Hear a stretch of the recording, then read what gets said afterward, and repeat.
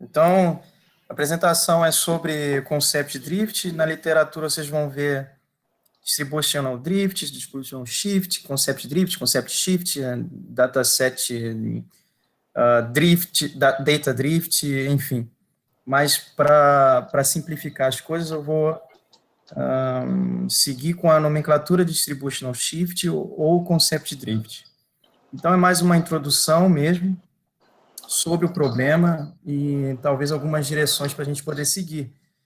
Então, como introdução aqui, só para poder entender, é que esse tipo de problema de concept drift, né, ele geralmente ele acontece em ambientes que a gente considera que são não estacionários. Então, ambientes não estacionários é quando existe, com o passar do tempo, uma diferença na distribuição dos dados que você treinou o seu modelo de, que você criou o seu modelo de machine learning lá no seu dados de treino, e aí você percebe que a característica das instâncias, a distribuição dos inputs ou a distribuição dos outputs, eles vão se alterando com o tempo, quando esse mesmo modelo de machine learning está em produção. Então, essa mudança que acontece na distribuição dos dados, a gente diz que é provocada por uma não estacionalidade no ambiente. E esse problema que causa, que faz com que o modelo de machine learning perca com o tempo o seu poder de generalizar bem os dados que chegam para ele em produção, a gente chama de concept drift. E ele, basicamente, esse problema acontece em praticamente todos os ambientes em que tem interferência humana. Ou em que, no caso aqui da robótica, né, que no caso não, pode até não haver uma interferência humana, mas o ambiente em si é extremamente volátil. Volátil no sentido de que basta que o robô comece a andar num terreno diferente para que os inputs que são recebidos por ele, o algoritmo inteligente que tem dentro dele, basta isso para que esse algoritmo possa sofrer algum declínio em sua performance, porque a característica desses dados estão sendo levemente alterados daquilo que ele foi treinado anteriormente. Então, outra característica interessante é que o que a gente está falando aqui são geralmente problemas de stream, em que você tem os dados chegando para você a todo momento, não é aquela coisa em que você assume que é uma coisa mais estática, mas aqui você está recebendo os streamings de dados, os dados estão vindo em tempo real, e isso pode ser uma velocidade muito grande, no caso de sensores. De uma forma contínua, a gente entende que existe um tempo associado nisso. Então, você pode assumir que os dados são temporais ou não, que são séries temporais ou não. Mas, o que eu estou falando de séries temporais, no caso, não quer dizer que seja não estacionário. Aí fica para talvez uma outra palestra sobre. Mas séries temporais não necessariamente implicam não estacionalidade. E aí, para entender qual é a diferença entre um ambiente estacionário e não estacionário, né, como os modelos de machine learning são treinados para isso, a gente tem aqui essa figura em que eu tenho a subfigura A e a subfigura B. A subfigura A é assumindo um modelo de machine learning que é treinado assumindo que o ambiente é estacionário. Então, eu tenho lá os dados históricos, eu divido os meus dados históricos lá para treino e teste, assumo que esses dados que eu tenho nas mãos são uma representação quase que fiel ao que o meu modelo de machine learning vai ver em produção, e aí eu gero meu modelo, ponho lá para poder fazer a classificação, para poder descobrir quais são os labels.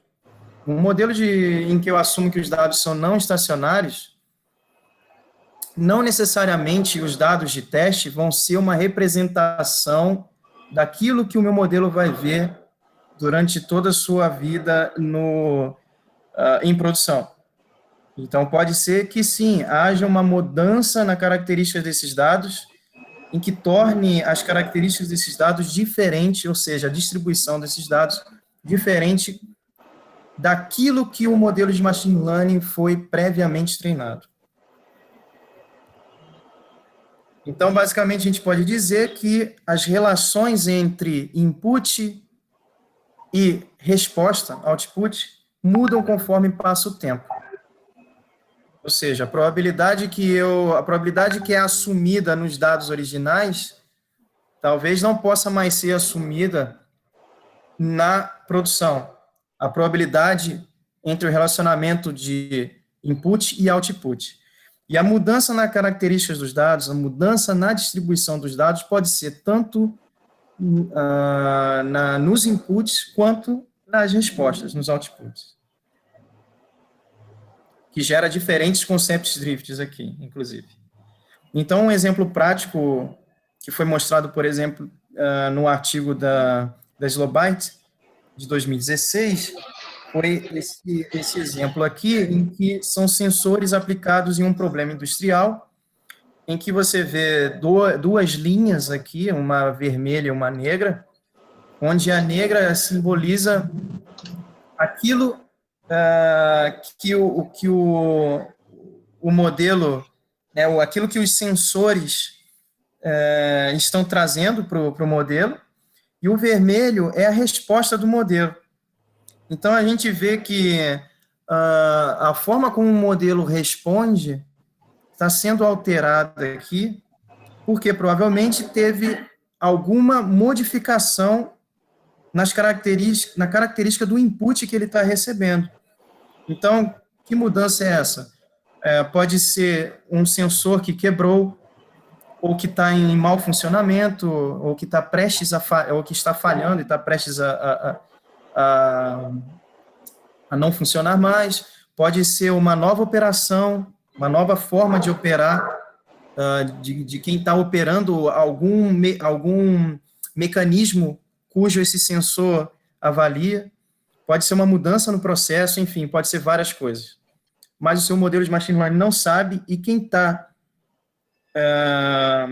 fazendo, no caso, se você coloca lá um operador para fazer periodicamente a manutenção do modelo, pode ser que esse modelo esteja já com um declínio na performance, em que o operador ainda não tenha percebido. Tem várias coisas que podem acontecer aqui. E quando o modelo de machine learning começa a ter a sua performance piorada, isso significa dinheiro que a empresa está perdendo ou deixando de ganhar. Para ficar claro o que acontece, como fica a visão do algoritmo em relação à mudança dos dados, aqui tem um exemplo de dados numéricos com duas dimensões, que você pode encontrar em vários papers de machine learning aplicados para concept drift, em que aqui a gente tem uma classe majoritária e uma classe minoritária que passa por dentro da majoritária. Isso é um problema não linear aqui, e é extremamente difícil para um algoritmo, para ele manter a performance, porque, conforme eu vou clicar aqui agora nessa demo, vocês vão ver que os limites de aprendizado do algoritmo, para poder fazer a separação no hiperplano, aqui no plano 2, fica prejudicado quando a classe minoritária passa por dentro. Então, se eu tentar até... Agora. Então, vocês podem ver, que eu pausei aqui, o que está simbolizando aqui, em amarelo está simbolizando a classe majoritária, em roxo a classe minoritária, e, embora talvez vocês não estejam vendo muito bem, nós temos aqui círculos e triângulos. E por fora, você tem uma mancha. Tá? Essa mancha significa o que o algoritmo considera para classificar aquela classe. Então, se a mancha está em azul, é o que o algoritmo pode considerar para classificar como as nossas instâncias azuis ou roxas ali. E quando ele passa por dentro do amarelo, então a gente vê que o algoritmo começa a classificar instâncias da classe majoritária que seriam amarelas em roxo. Ou seja, ali ele já começa a errar muito. A partir daí, o modelo já está prejudicado. Uma saída seria retreinar o algoritmo ou adaptar com algum mecanismo de concept drift, que é o que é proposto aqui nessa segunda abordagem. A gente tem ali... acabou antes que eu conseguisse pausar. A gente tem os boundaries do machine learning, ou seja, os limites, em que tudo que tiver de amarelo, todo mundo que estiver para lá, ele vai classificar como amarelo, e tudo que tiver dentro daquele espaço roxo, ele vai classificar como roxo. Então, vocês veem que quando a classe minoritária passa por dentro da classe majoritária, o algoritmo ainda consegue manter os limites para a classe minoritária, para poder classificar com menos erro essa classe minoritária. Embora aqui vocês possam verificar na imagem que ele ainda classifica alguns pontos como amarelo, mas a maioria da classe minoritária das instâncias foi mantida com a classificação correta. Isso é um algoritmo de baixo que se adapta ao concept drift, e em cima é um algoritmo que você simplesmente treina com os dados de treino e aplica lá na produção. E aí existem vários tipos de concept drift, mas resumindo, a gente tem em duas dimensões aqui, que é a intensidade do drift, a intensidade da mudança, ela pode ser abrupta quando não existe interseção. Imagina que você tem no tempo t0 uma distribuição espacial, né? Você tem uma distribuição das instâncias no espaço, e no tempo t1 você tem uma distribuição que é totalmente diferente no sentido de que não existe interseção, que a gente chama de abrupto, ou essa interseção é muito pequena. E a gente tem um cara que é mais complicado de achar, que é o gradual. Quando você tem uma mudança gradual com o tempo, e aí você não percebe muito bem esse declínio na performance. Tá? E a forma que essa distribuição pode mudar, ela pode ser em duas formas, que a gente chama de virtual e real, mas isso não quer dizer que a virtual não seja real. Na verdade, aqui o virtual e real é só uma nomenclatura para dizer que, bom, virtual é quando você tem as mudanças que afetam os inputs em relação, que afetam a distribuição dos inputs, e a real é quando você tem as mudanças que afetam a distribuição dos outputs. Tá? Basicamente isso.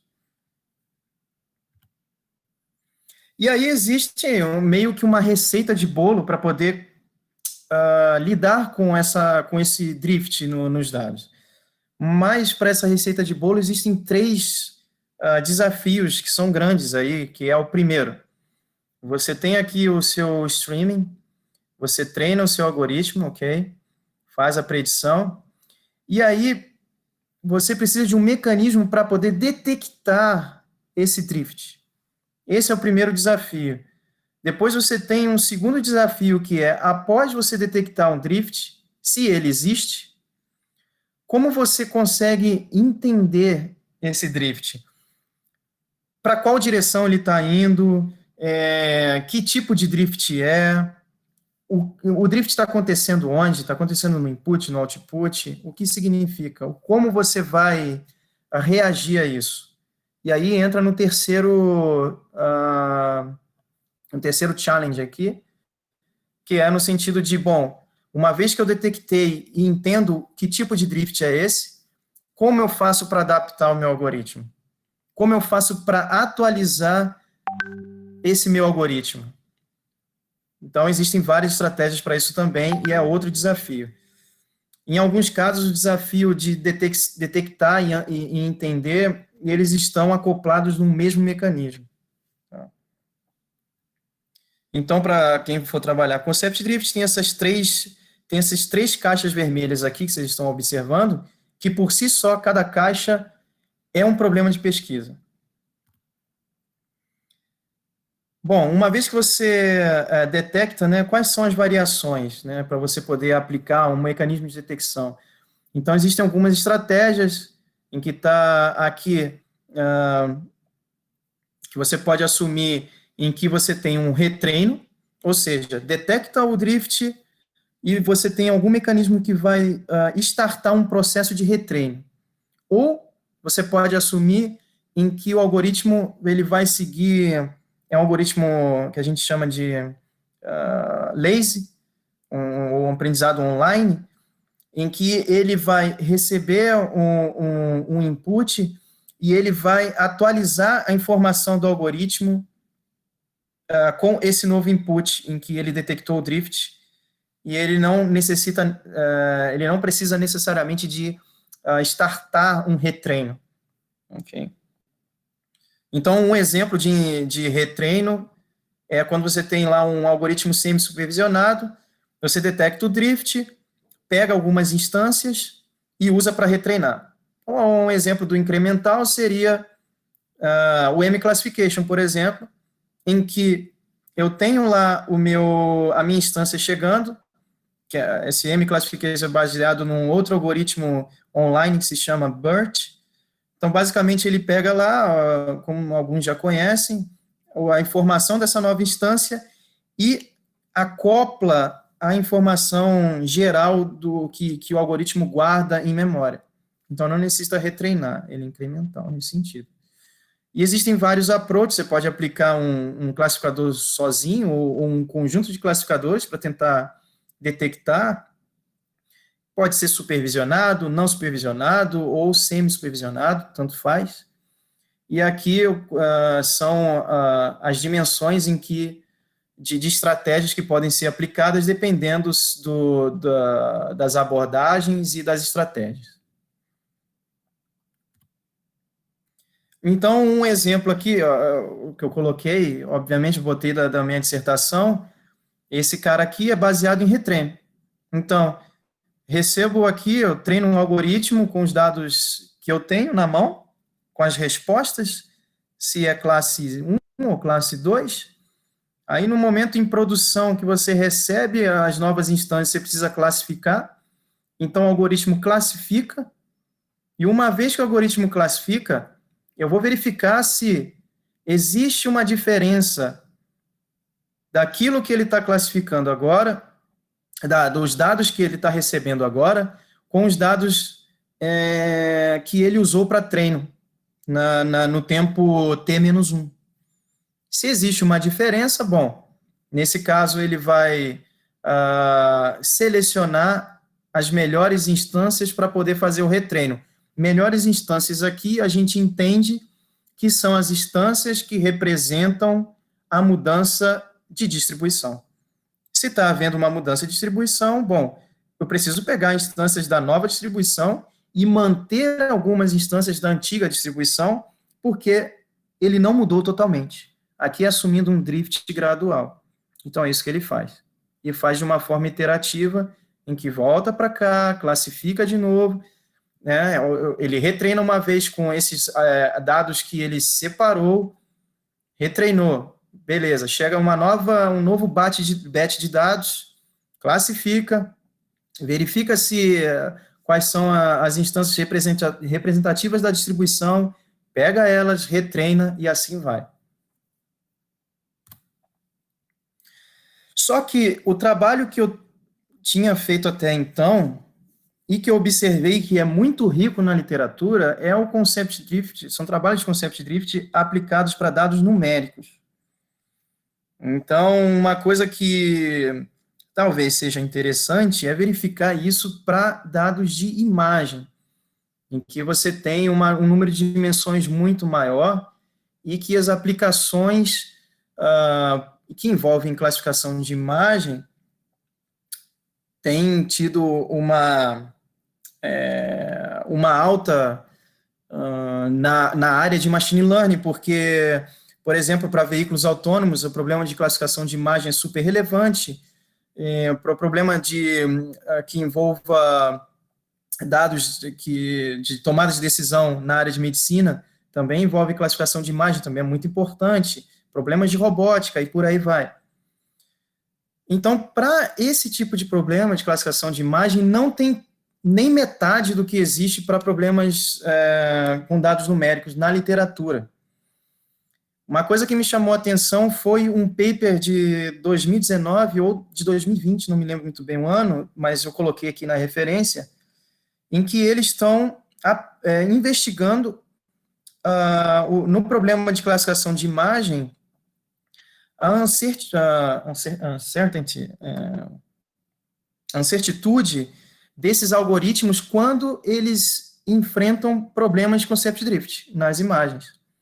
E aí eles aplicam alguns state of the art para poder resolver o problema de classificação de imagem quando você tem características diferentes na imagem que o seu machine learning está recebendo, para poder ver como eles se comportam.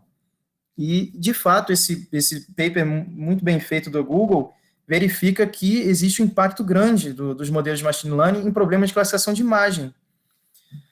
Então, aqui eu coloquei alguns algoritmos que foram aplicados nesse benchmarking da Google, e eu coloquei aqui também o link para o código do GitHub para poder reproduzir esses experimentos com os datasets. Bom, alguns outros algoritmos interessantes para aplicar aqui, que eu ainda tenho que botar mais ainda, né?